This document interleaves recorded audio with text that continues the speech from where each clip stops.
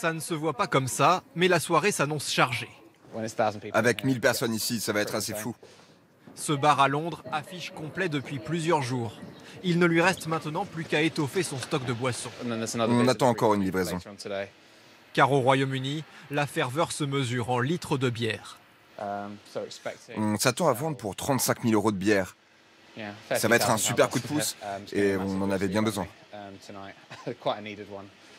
28 millions de pintes devraient s'écouler dans tout le pays.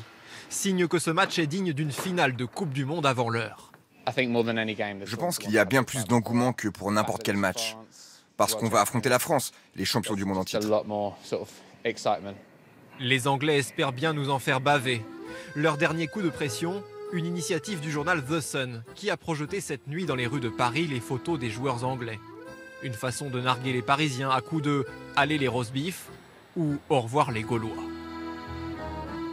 Les bookmakers, eux, donnent plutôt la France favorite. Et quand on interroge les Londoniens, ils ne sont pas franchement confiants. Je suis patriote mais aussi inquiet. Ça peut bien se passer au début et ensuite patatras. L'Angleterre a l'habitude de rater les occasions. La France m'inquiète pour être honnête. Qui vous inquiète le plus? Mbappé. Je pense que ça va se jouer au tir au but, parce que les deux ont de bonnes équipes. Côté sécurité, des renforts de police sont prévus à Londres pour éviter que les esprits ne s'échauffent entre supporters anglais et français, car la communauté française est nombreuse et rejointe par beaucoup de touristes en ces week-ends de décembre.